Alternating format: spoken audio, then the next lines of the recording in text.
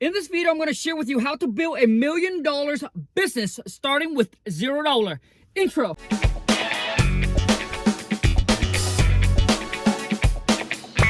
Let's go get this money! This is a topic that I'm super passionate about because I get inspired and I get so juiced up and pumped when I hear people that start from the bottom and made it to the top. So I'm going to share with you exactly how I did it and how you can do the exact same thing for yourself, regardless of your education level, regardless of your situation and your circumstances. First off, for those of you who don't know who I am, my name is Khang, also known as King Kong. I was born and raised in Vietnam, came to America at the age of 9. I dropped out of high school when I was 17.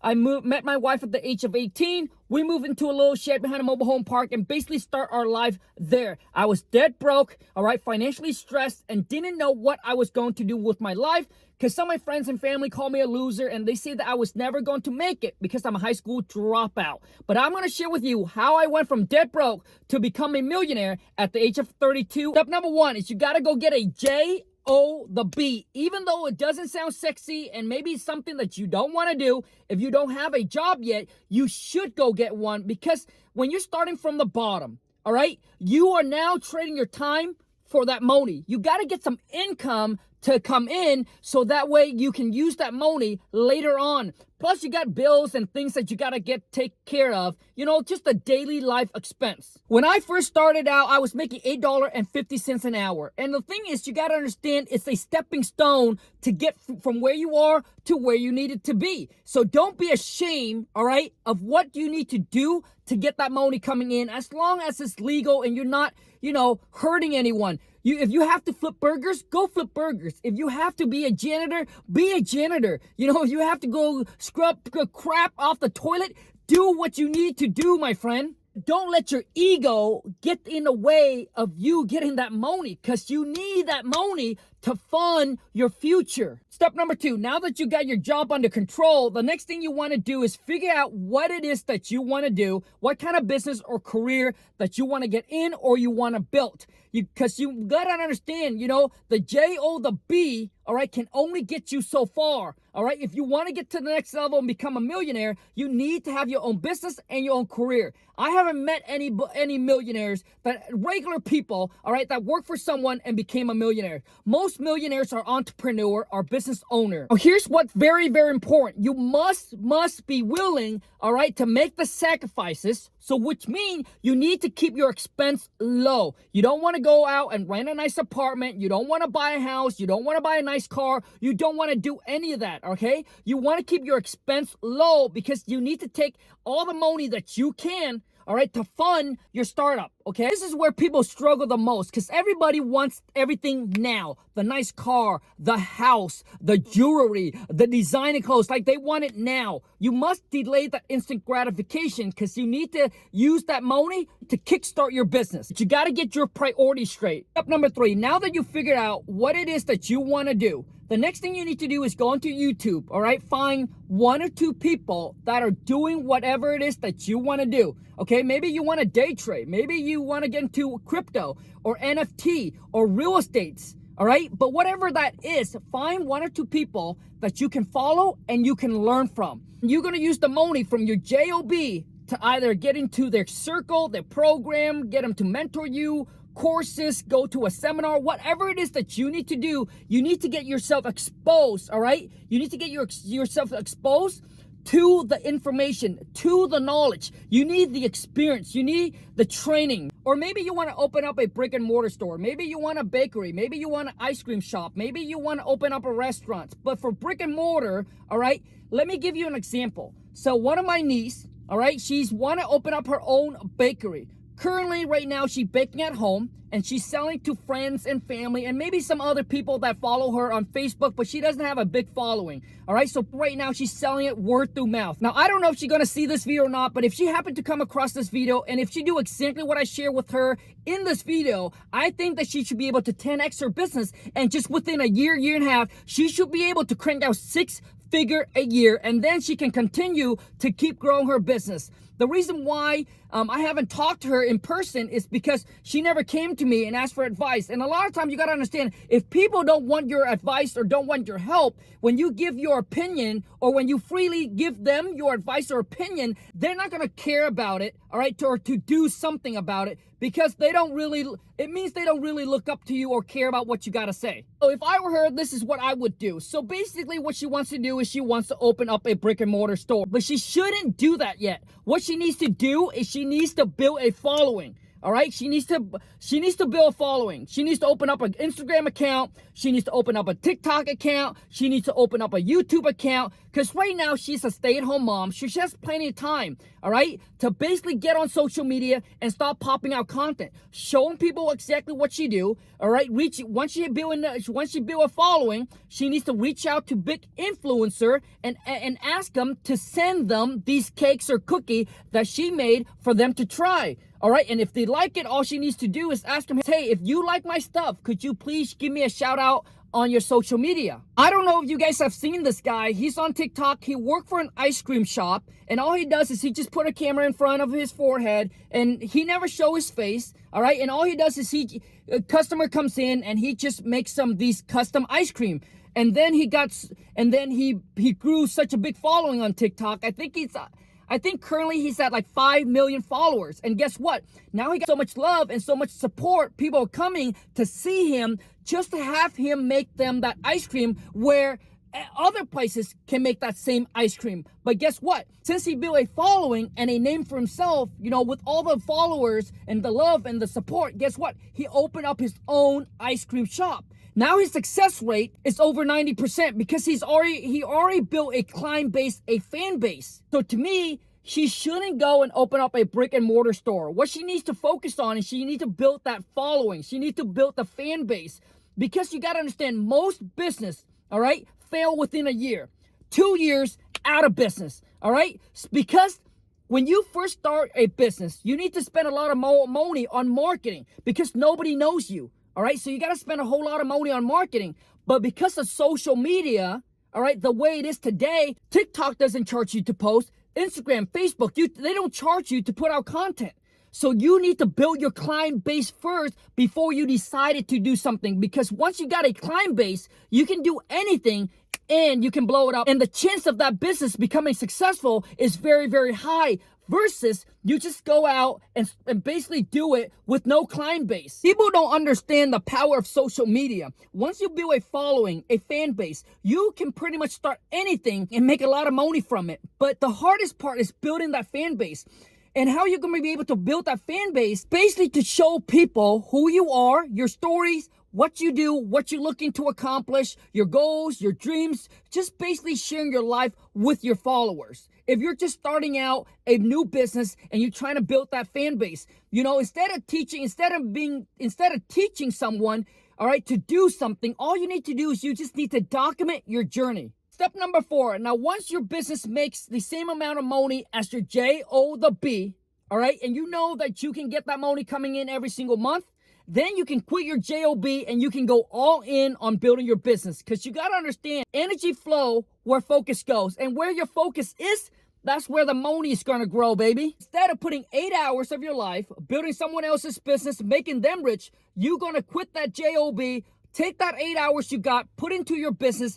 But now what you need to do is that you need to figure out how to put a team and a system together, so that way you're not working in your business, but that you work on your business. This is where a lot of entrepreneur is having an issue as well, because you are a solopreneur. To become a business owner, you need to have system and you need to have a team in place. So it requires a different skill set. To me, at this time, having a mentor is extremely important. Now that you got money coming in from your business and now you're able to control your time, you need to start going to a mastermind and networking with other people that are in your field. For example, I got into real estate when I was 27, and I remember, when I started to make at least $50,000 a month, I was still doing everything myself. And then my wife tells me, hey, Khang, we can't continue to work like this because we want freedom, all right? That's the whole goal when we got into real estate, because we want freedom. Freedom to do whatever, whenever, and with whoever that if we want, and wake up whenever. But I was still cranking out a lot of hours. I was still cranking out, at least 10 hours a day. So my first hire was someone to filter and qualify the lead for me. So which means they would sit there and they would pound the phone for 8 hours, cold calling homeowners, all right? And then they would send me qualified seller only to talk to. So which means these are people that are very interested and they're motivated to sell their property at a discount. So in my business, the wholesaling business, what takes the longest is filtering and qualifying the lead, because you're digging through the dirt to find the diamonds. Once I hired that VA stands for virtual assistant. These are people I hire from the Philippines. You need to have system and a team in place. Otherwise, you're going to be working like a dog each and every single day, which means you don't really own a business. You own a JOB, which means nobody can fire you, but you're the first one there and the last one to leave. And let's be real. We don't get into entrepreneurship and we don't want to make a lot of money just to be tied in to another rat race. Now I'm able to buy back a lot of my time. I'm only working about 2 to 3 hours a day. So everything that I'm sharing with you didn't happen overnight. This took me many years to put system and to put a team together. Step number 5 is now, how do you reinvest the money that you make from your business? Now listen, you do not want to take all the money you make and reinvest it back into your business where you're going to start at zero again. You do not want to do that. What you want to do is you always want to at least put 20% of what you make aside as for safety or security. You want to make sure that if you get in trouble, that you have that money set aside, all right, to be able to take care of whatever the emergency is that need to be taken care of. When you're trying to go from $100,000 a year to $1 million, you make sure that you go slow and steady, because when you rush into it, what happens is you're going to make a lot of mistakes, and then those mistakes can cause you big trouble where it's going to set you 10 steps back. So you don't want to do that. It's okay to take a step back, but it's not okay to go 10 steps back.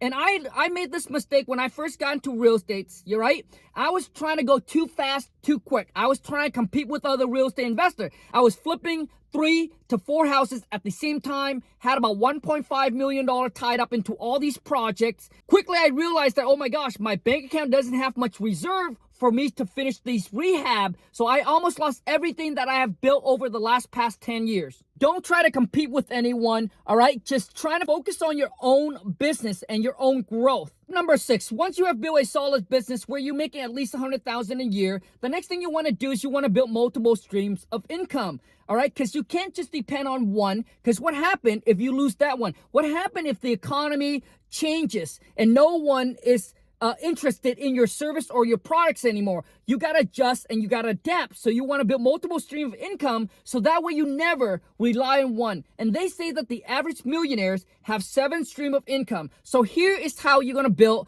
different stream of income. So what you want to do now is you don't want to go into a whole new business. What you're going to do is you're going to branch your business out just like this. So you're going to use social media. Now, once you build a following, a fan base, guess what? You can charge people for consultant call, a phone call.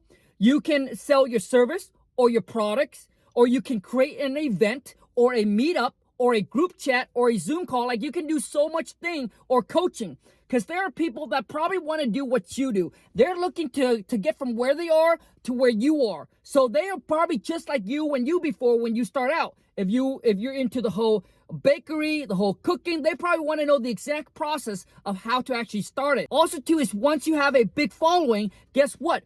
Company will reach out to you and want you to promote their products, just like when you first started, just like when you reach out to other big influencer and have them, all right, to promote your product. Now that, my friend, is called sponsorship. So they would pay you to sponsor you to promote their products. And I'm telling you, I've seen a lot of influencer making 6-figure a year just by doing that. Imagine if you have 7 streams of income, and each one of those income, let's just say that it brings in, let's just say $1,000 a year. That's $700,000 a year. Guess what? Now you can take that money and you can invest it into real estate. Because when you invest in real estate, guess what, my friend? It'll help you with taxes, and also too is now you're getting passive income. Passive income is always better than active income. When you don't have to work for the money, because eventually you want to stop trading your time for that money. Once you make $500,000 or more per year, getting into real estate, it's going to skyrocket your network. It's going to get you to become a millionaire or a multi-millionaire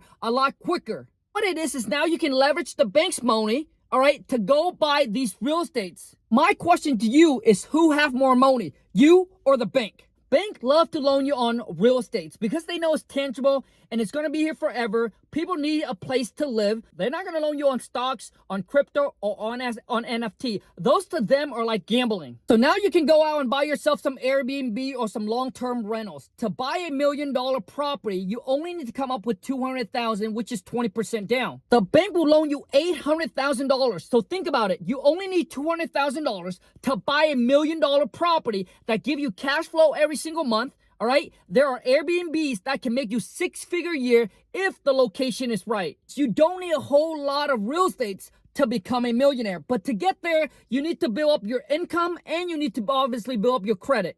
I'm sure that there's probably better ways to get there, but what I'm sharing with you is my own journey, my own experience, what I have to go through, and I think it fits for a lot of people, all right, that are starting out from the bottom. I mean, this is real life, real world stuff. I'm not sharing with you something that I read in a book or something that I saw on YouTube. This is me going from the bottom to the top of what I have to go through, because I wasn't born in a rich family. I didn't have any connections when I started out. Nobody in my families, all right, show me the path or take me by my hand. Everything I did, I had to figure it out along the way. If you enjoyed this video and if it does add some value to you, please show your boy King Kong some love. Boom! Smash that thumbs up. If you're new to the channel, welcome to the Wholesale to Million family. Be sure to boom!